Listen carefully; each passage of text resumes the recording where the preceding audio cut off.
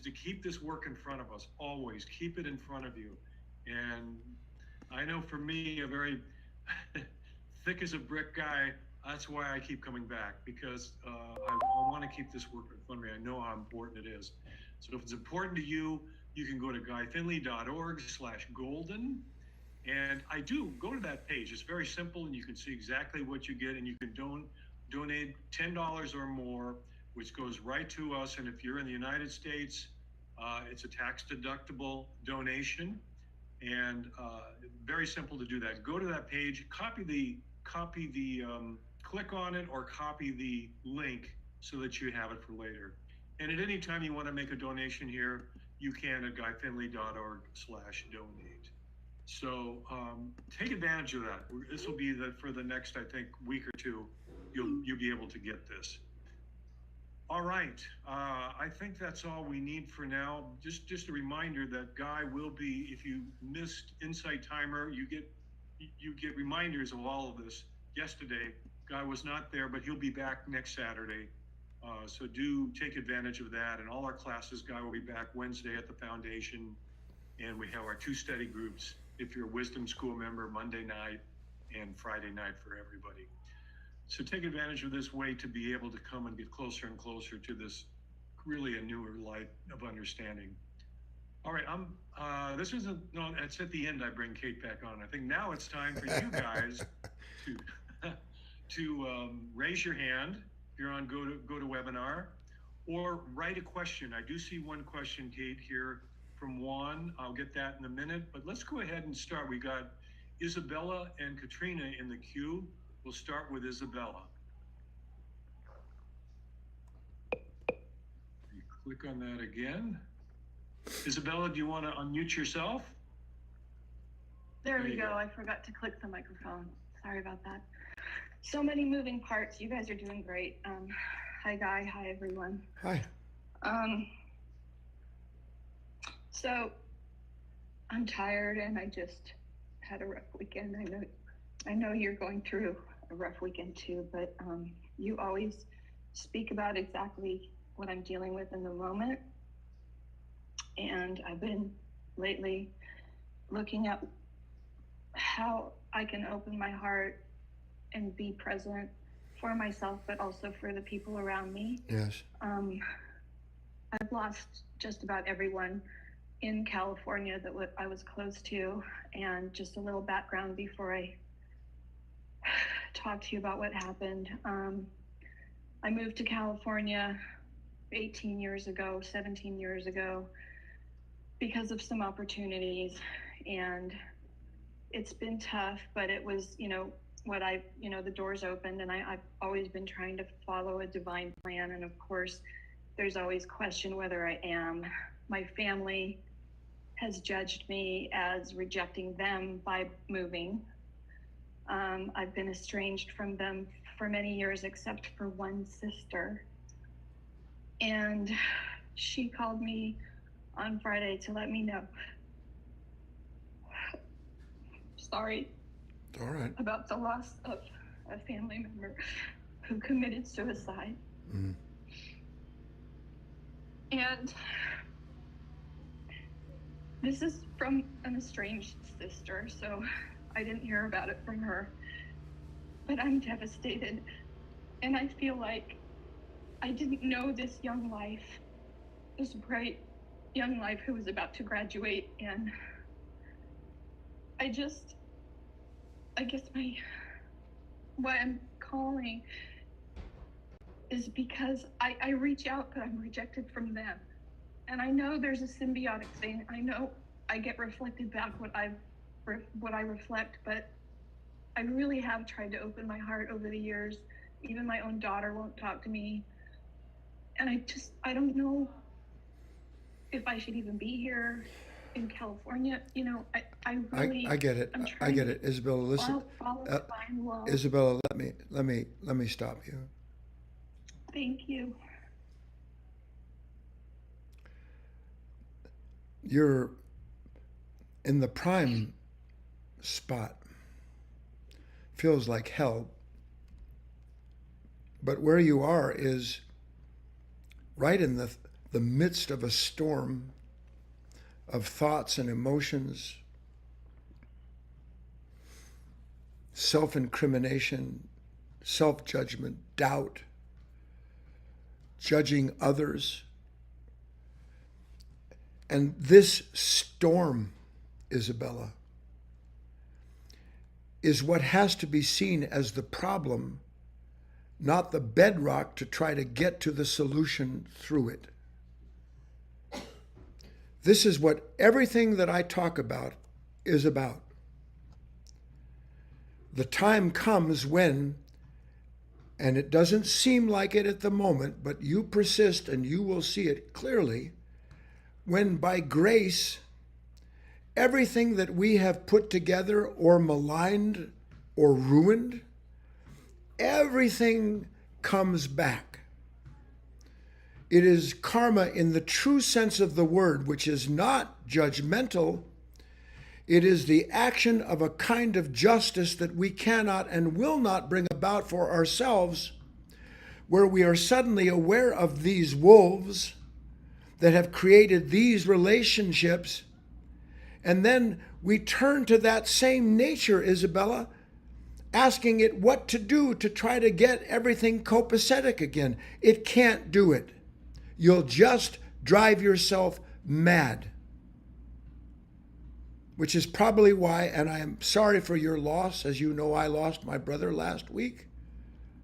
I'm sorry for your loss, but that's exactly what happens. Why would any human being, God help him or her, take their own life, other than they reach such an impasse that they don't know what to do with the pain, because they're in that impasse because they've gone through every possible path that they can think to go through, and nothing has saved them from the torment or the perturbation they're in. So you must understand that. I don't know if you were present when I was talking about my brother, but I connected it to this idea that this must not be wasted. His passing must not be wasted. Because in the passage of my brother is the inescapable clarity of the fact that my brother lived his whole life. And I could say, God bless him, though he had friends, to what end? He died in pain, not wanting pain, and hoping to escape it. And that was the basis of my brother's life, as is the basis of most people's life. Just get me through this. How do I get rid of this pain? And I move to California, or I move to Oregon, or I go to Minnesota, wherever I go, because there's opportunities there. And I think the opportunities spell out the end of my pain, the end of my sense of being incomplete, the end of my sense of being inadequate. And I just follow this mind, this unconscious nature, and then it creates conditions, and then I listen to it explain what to do about those conditions. And the next thing I know, and by the way, as I was estranged from my entire family, actually written out of the entire, I was written off. When I began in earnest this work, it's different than what you're describing, but it's the same relationship. I'm no longer to my family what they want and insist that I am. And since I can't be what they insist I am, out of their love, I'm excommunicated. Love never excommunicates anything. So, and I must go on, Isabella. I will never and would never tell someone what to do. That's not what I do. And just to get this out there, it needs to get out there. I don't do private consultations. Please, if you want to talk to me, this is the place to do it. Come to the foundation. I'm always willing to take time there, but I don't teach like that. I'm not interested in it. But Isabella, do what's in your power and refuse to do what's not. What's in your power is to go and say, you know what, guys, I wish that I hadn't done it. I wish I hadn't been this way. Don't save any part of Isabella if you want to reconcile that. And what you'll learn by and large, and I'm not going to project it, is that it's not going to change much because they can't change Isabella. But you can use the relationship to change the fundamental consciousness in Isabella, to recognize what's not in my power. I can't change my family. Did I mess up? I messed up. Am I sorry? God knows I'm sorry. Look what happened. And then what is not in your power is to fix what happened. You can't fix the fact that your sister took her own life by hating yourself or wishing that you'd had better relationships with her.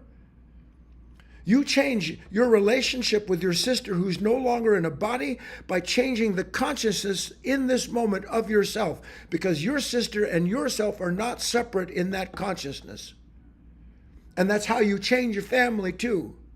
At some point you understand, I'm going to have to go about this business of really wanting to be another kind of human being, and it's going to be at the cost of everything that I know, if that's what it costs. But I'll do what is true. And then you do what you can as best you can, what's true, Isabella. And then you see what comes, and then you take the next step. You don't judge yourself. You don't try to become a spiritual person or a loving family member. All that's trash.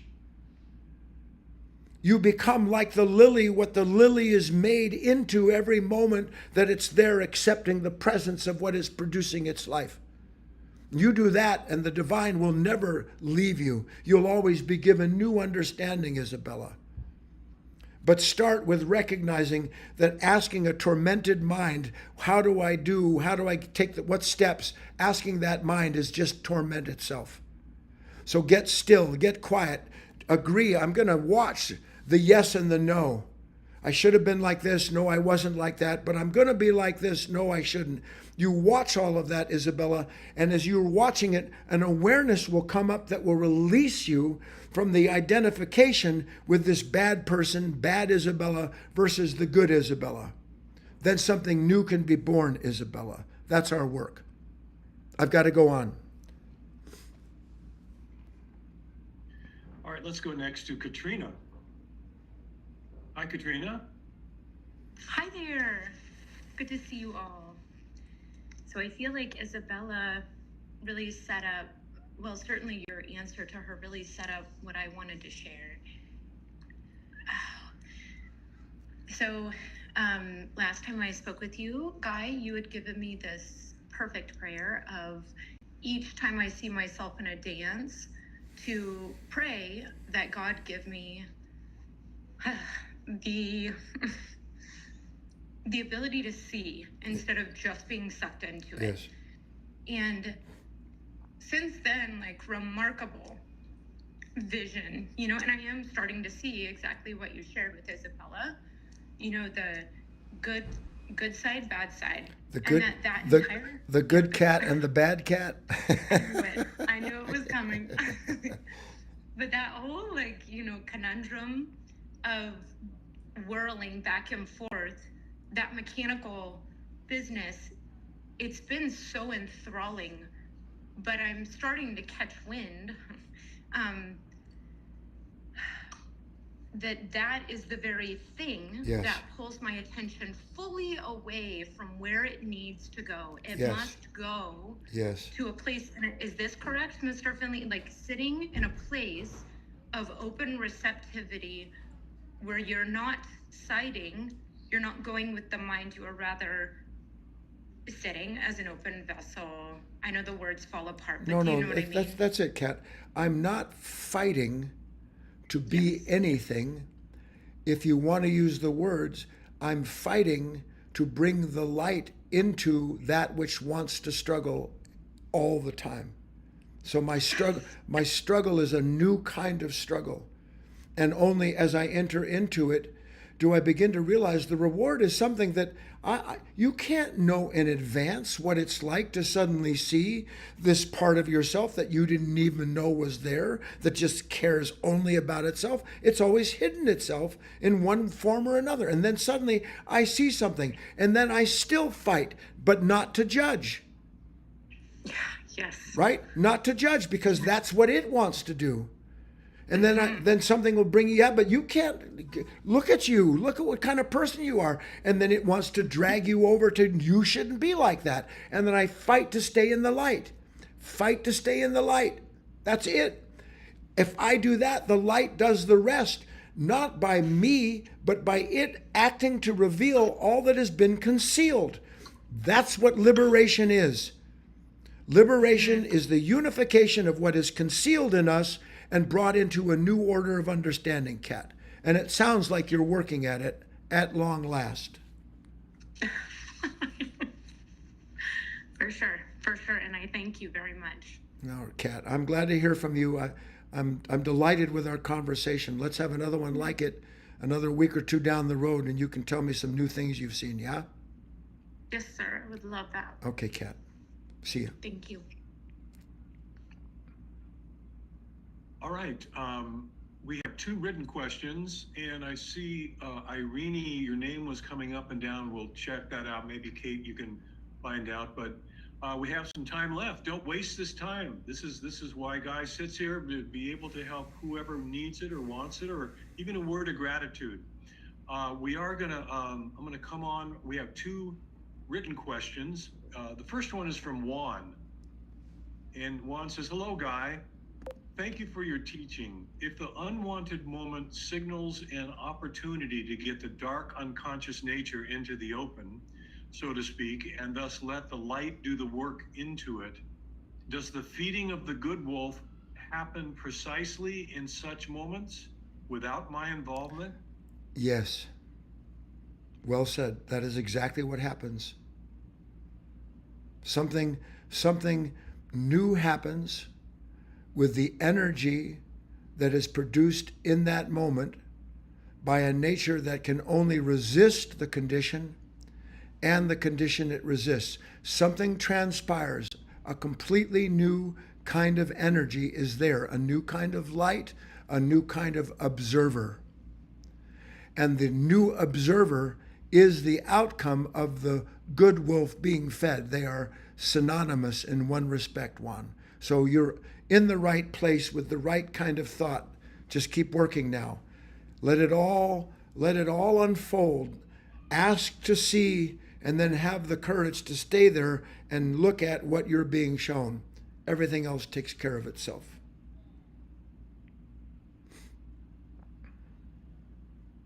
All right, we have a question from Frida.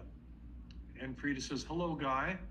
I can see that everything in me wants to stop me from growing further in all sorts of ways and finds distractions.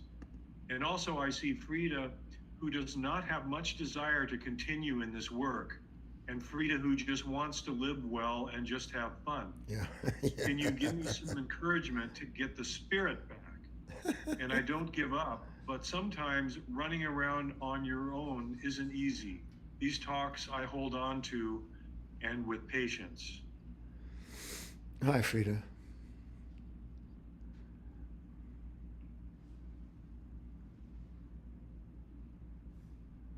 I'm just pausing for a moment, trying to put into words something that will design for what you've asked.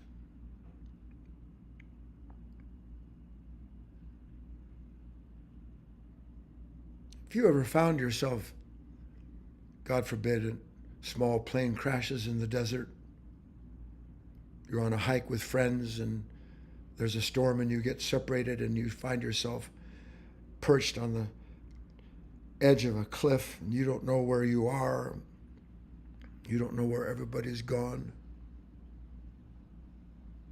Do you need encouragement to start finding your way out of the desert? Do you need encouragement to step back from the edge of the cliff? Or is your awareness of the condition you're in the impetus to make those changes?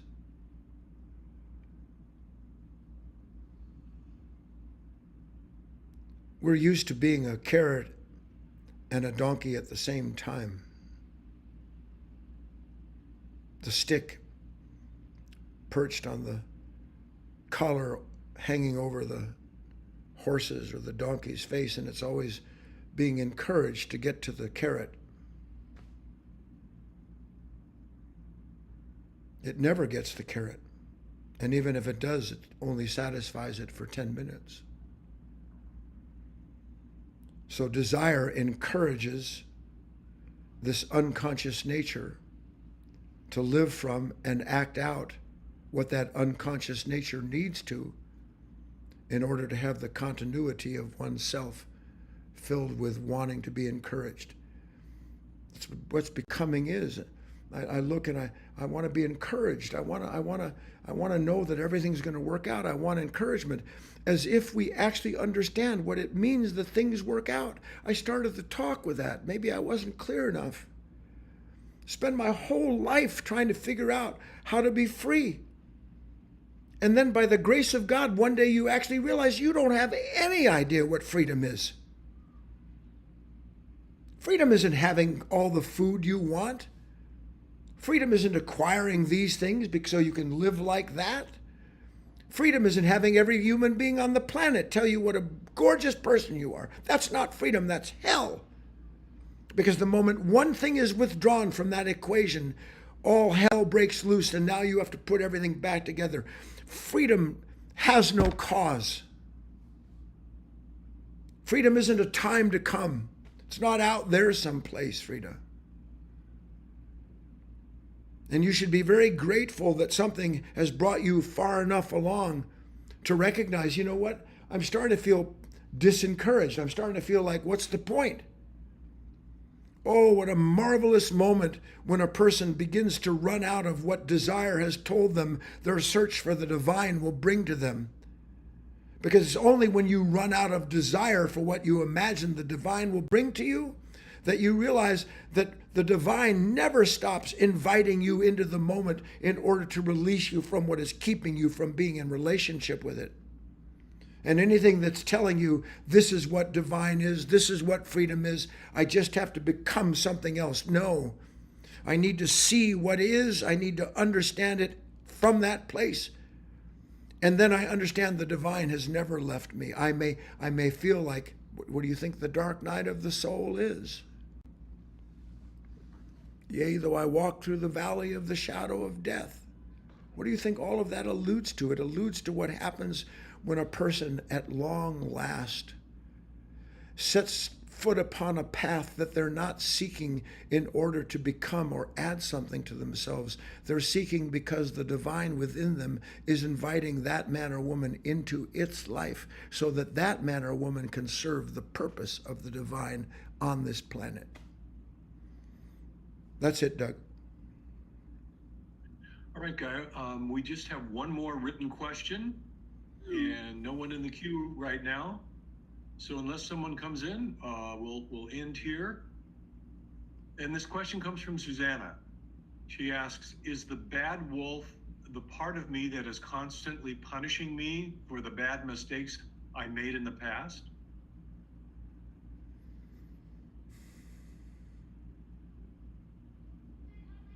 No, Susanna. Here I am, and I'm thinking about, I guess it was, I don't know who the first person, maybe it might have been Isabella, lost a family member, I can't remember. I think to myself all the times that I could have said, I love you.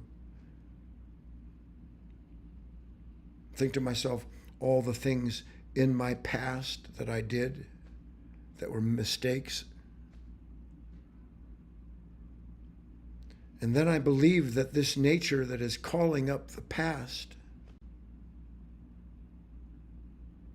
is actually calling up the past so that somehow or other I can get past my own past. That nature calls up the past so that in bringing it up as something that you shouldn't have been or done, that nature that calls it up does so it can judge you. Because in judging itself, which is what it's doing, in judging itself, now I'm not the self that's being judged. How could I possibly be this person who did these terrible things when I feel so terrible about what I did? When I judge myself so ruthlessly for being that rude or inconsiderate or angry person? So no, Susanna, that nature that brings up the past in order to judge the past, that entire thing is this unconscious nature, is this lower nature, this bad wolf. It's bad not because of morality.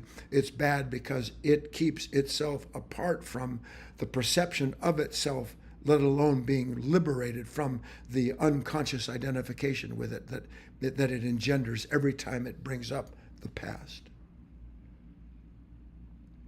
One day, Susanna, you'll be sitting there and something in your mind will drag up something from the past. And we all have things from the past that we wish we hadn't been or done or said. It'll bring something up from your past, and inwardly you'll go, oh hum. What else? Just like that, you'll have absolutely zero interest in your own past because you understand anything that wants to drag you into the past is the past trying to continue itself. And you'll see that. Then it'll bring up all this, just bring out, and you sit there watching. You sit there aware of, and you don't feed the bad wolf by thinking along the lines that consciousness is telling you will save you from yourself. You don't feed anything. You stop feeding, and you stop feeding through your awareness of the fact that you can't possibly hope to feed something and not expect it to need to be fed again. Something that's so obvious and right in front of our eyes is that we feed this regret, we feed this anger, we feed these fears, we feed this complaining nature, believing that if we just give it what it wants, then it's going to go away. Well, try feeding a stray cat 2 or 3 times and see if it goes away. No. What remains in our life remains because we feed it. And if we were to stop feeding it, then it would make itself clear as being what it is. And in the growing clarity of that consciousness, we would achieve, without any effort on our part, further separation of the wheat from the chaff. That's all. Anything else, Doug? Yeah, actually 3 people came into the queue. Good. And 1 written question. Okay. How would you just take them all? Yeah, we'll do that, and then we'll call it a day or a night. Okay. Okay. The first of the people in the queue is Robert. Hi, Guy. Hi, Robert. I thought I'd give you some feedback. And just wanted to say that this was a wonderfully visceral talk for me. The way you framed it, the tempo of revelation was just wonderful. And in particular, your definition of mindfulness clicked something in my head. Good. That was before not as clear.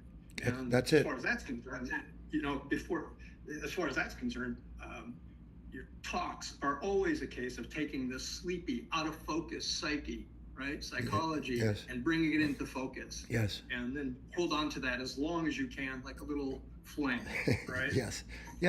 That's precisely right. And the last thing, if I could. Yes, please. Something came to mind, and please, I didn't mean to interrupt you, but no, that's I just want to get this out so you could talk. For Mr. Howard, the way out is through. Yeah. That was it. Yeah. And the way out is through is in is clarity is sanity is freedom. Nice to talk to you, Robert. On we go. You too. Thank you. All right, next is Irene.